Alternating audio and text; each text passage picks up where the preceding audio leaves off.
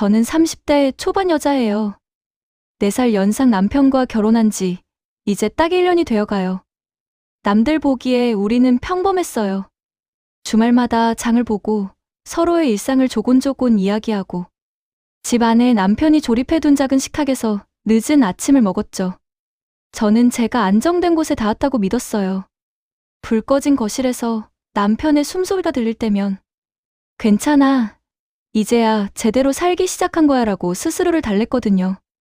남편 가족은 시어머니와 남편, 그리고 남편보다 2살 어린 남동생이 전부예요. 시아버지는 오래전에 돌아가셨고요. 결혼식 날 시동생은 해외 지사에 있어 잠깐 얼굴만 비추고 바로 떠났어요. 그게 전부였고 그게 끝이길 바랐어요. 왜냐하면 세상에서 가장 피하고 싶었던 얼굴이 바로 그 얼굴이라는 걸 저는 몇 달 후에야 깨달았거든요. 시어머니는 처음부터 저를 탐탁지 않아 하셨어요. 표현을 돌려 말하는 법이 없으셨죠. 우리 아들은 원래 연상 좋아했는데 겨우 이런 애를 데려왔네. 라는 말을 줄곧 하셨어요. 저를 만나고 있을 때 어머니가 남편과 아는 분의 자제분 과의 선자리를 주선하셨는데 그때 소개녀분이 대기업의 법조계 집안이었어요. 남편이 그분을 거절하고 저를 만나게 된 게 미움의 시작이었죠. 첫 인사에서 들었던 그 문장은 이후 1년 동안 변주를 거듭하며 제 일상을 조금씩 흠집냈어요. 저는 예의를 지키려 노력했어요. 결혼은 2사람의 일인 동시에 2집안의 일이라고 스스로에게 수십 번 말했죠.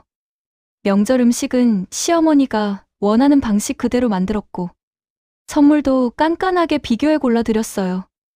남편은 말수가 적지만 배려 깊은 사람이었어요. 엄마 성격이 원래 그래. 신경 쓰지 마. 라고 말하곤 했죠. 그 말을 믿었어요. 믿어야만 버틸 수 있었거든요. 결혼 1년이 채 되기 전 남편이 말했어요. 우리 동생 이번에 한국 들어온대.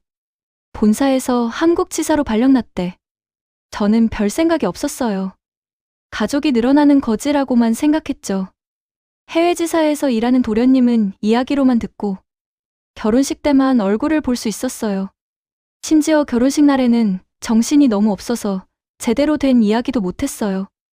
며칠 후 시어머니가 우리 막내 돌아왔는데 며느리가 밥 한번 차려야지 라며 전화를 하셨어요. 거의 처음 보게 되는 도련님에게 대접하기 위해 하루 종일 음식을 준비해서 한가득 싸들고 시댁으로 갔어요. 거실 공기는 이상하게 들떠 있었고 시어머니는 우리 막내 이제 한국에서 쭉 산다.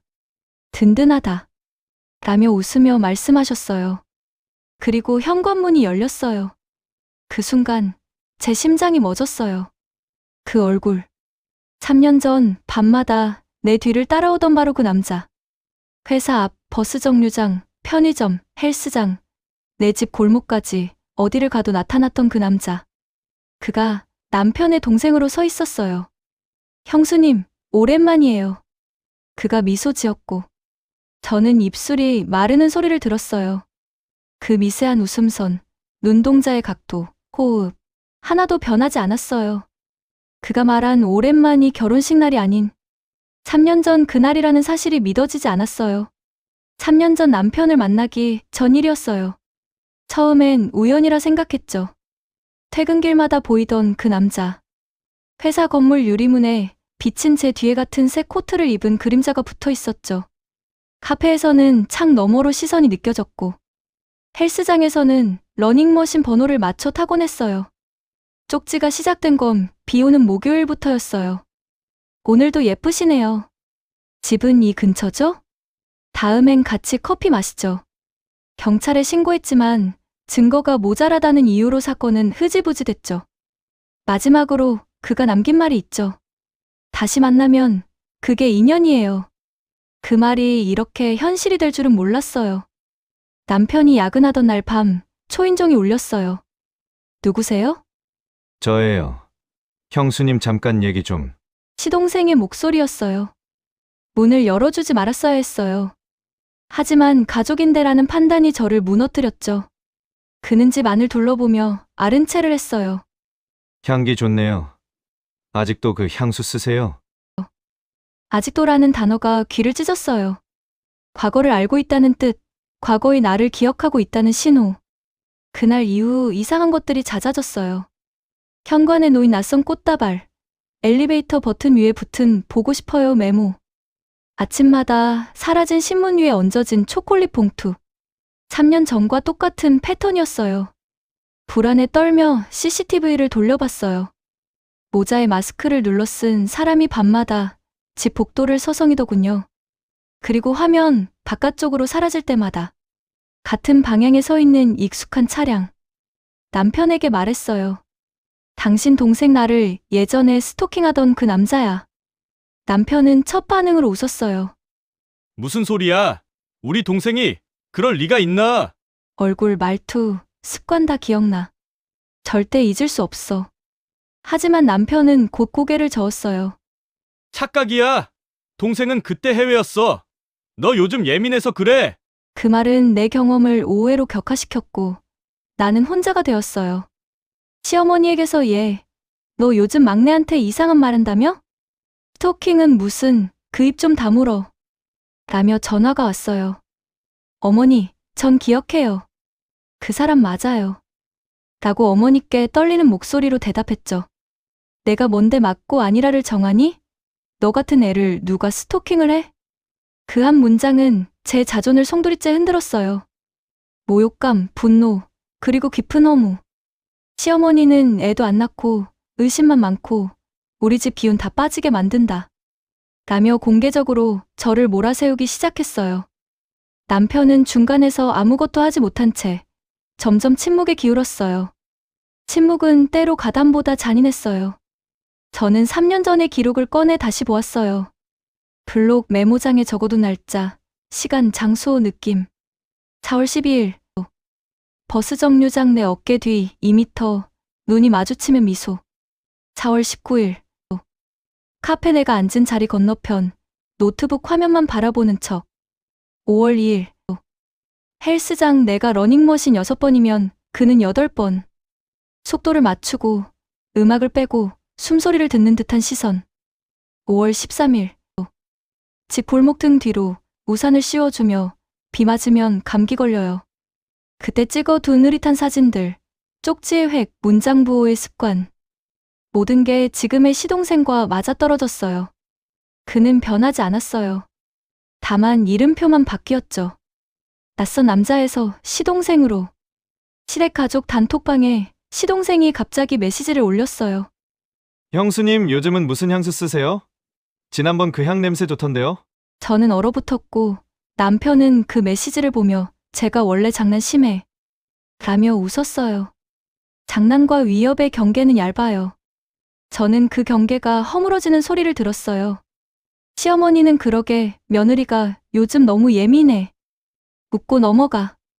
라며 곧바로 말했죠. 그날 밤 저는 집 현관문 이중잠금과 문막이 스마트 도어락의 보조 기능까지 전부 켰어요. 하지만 두려움은 자물쇠를 통과해 폐 안쪽으로 들어왔어요. 시동생은 형수님, 형이랑 싸웠다면서요? 저한테 털어놔요. 라며 어느 순간 태도를 바꿨어요. 그리고 형수님이 먼저 시그널 보낸 거잖아요. 그때부터였는데. 라며 뜻 모를 말도 흘렸죠. 그건 명백한 왜곡이었어요. 피해자를 가해자로 바꾸기. 그는 이 기술에 능숙했어요. 시어머니는 그 왜곡을 곧장 받아. 막내가 그러는데 내가 먼저 그랬다며? 라고 하셨어요. 남편은 난 모르겠어. 둘 다 그만해. 라면서 중간에서 갈팡질팡했어요. 그 그만해는 사실상 방치였고 방치는 가담이 되었어요. 어느 저녁 현관 앞에 얇은 상자가 놓여 있었어요. 손바닥만 한 종이 상자. 열자마자 손에서 미끄러질 뻔했어요.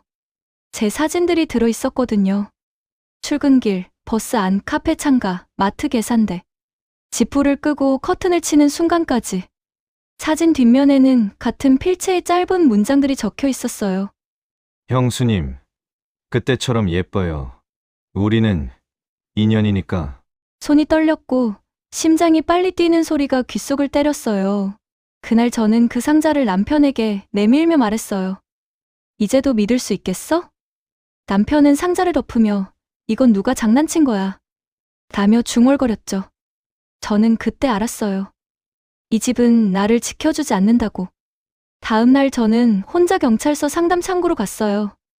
상담관은 친절했지만 절차는 느렸고, 가족이라는 단어는 모든 것을 흐리게 만들었어요. 가해자로 특정되는 사람이 시동생이면 가족 내 갈등으로 해석될 여지가 있습니다. 증거를 더 모아주세요. 라면서 상담관과의 허무한 상담이 끝났어요. 증거라면 이미 충분하다고 생각했어요. 하지만 법은 충분의 문턱을 참 높게도 세워두었더군요. 상담을 마치고 나오는데 유리문 너머 복도 끝에서 낯익은 그림자가 스쳐 지나갔어요. 심장이 덜컥 내려앉았죠. 저는 뒤돌아보지 않았어요. 달려나와 햇빛 아래 섰어요. 숨을 크게 들이마셨죠. 나를 내가 지켜야 한다. 마음속으로 몇 번이고 되뇌었어요. 시어머니는 저를 불러 세웠어요. 집에 들어서자마자 너 우리 막내 꼬셨지? 결혼 전부터 관계가 있었다면서? 라면서 고함이 터졌죠. 도련님이 거짓말하시는 거다. 반박을 했더니 입 다물어.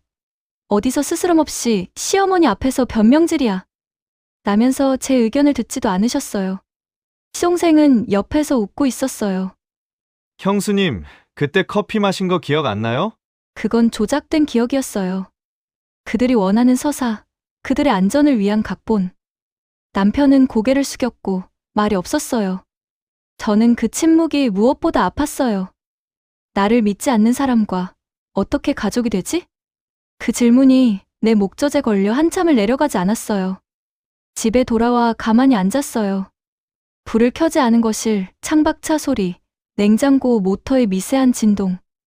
오래전 심리상담사가 해준 말이 떠올랐어요. 누군가가 당신의 현실을 부정할 때 당신은 혼란보다 분노를 선택해도 됩니다.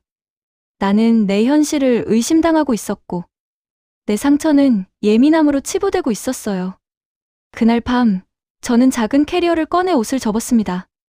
속옷 서랍, 소형 화장품 파우치, 중요한 서류, 여권, 그리고 오래된 휴대폰 속 녹음 앱. 문 앞에 놓인 캐리어 손잡이를 쥐었을 때 손이 덜덜 떨렸어요. 하지만 발은 움직였어요. 나는 나를 구하기로 했으니까요. 남편에게 당신은 나를 끝내 믿지 않았어. 그게 다야. 라고 메시지를 보냈어요.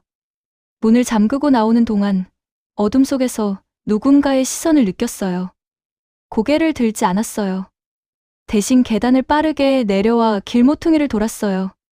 택시에 올라탔을 때야 비로소 울음이 터졌어요. 조용히 오래. 새로 계약한 단기 임대 오피스텔의 짐을 풀고 보안 옵션을 전부 켰어요.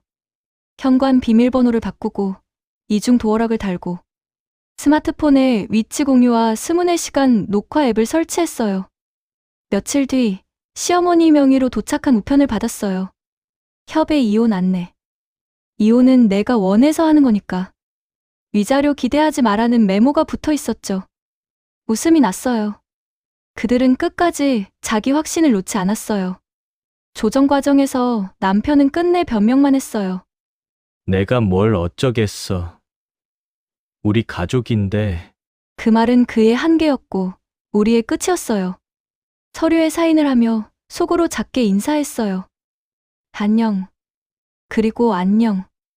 내가 사랑했던 사람, 그러나 나를 지키지 못했던 사람. 이제 나는 나를 지키는 쪽을 택할 거예요. 새 집에서의 첫 아침, 커튼 사이로 들어온 햇빛이 반려견의 등을 따뜻하게 비췄어요. 나는 거실 카펫에 앉아 깊게 숨을 들이마셨어요. 아무 냄새도, 아무 시선도, 아무 발자국도 없는 아침. 스스로에게 안부를 묻고 스스로에게 대답하는 연습을 했죠. 그리고 기록을 시작했어요. 타임라인, 날짜, 감정, 증거, 변곡점. 언젠가 누군가에게 말해줄지도 몰라요. 당신 잘못이 아니라고. 당신을 믿으라고. 내가 살아남았다는 사실 그 자체가 누군가에게는 지도 한 장이 되어줄 테니까요.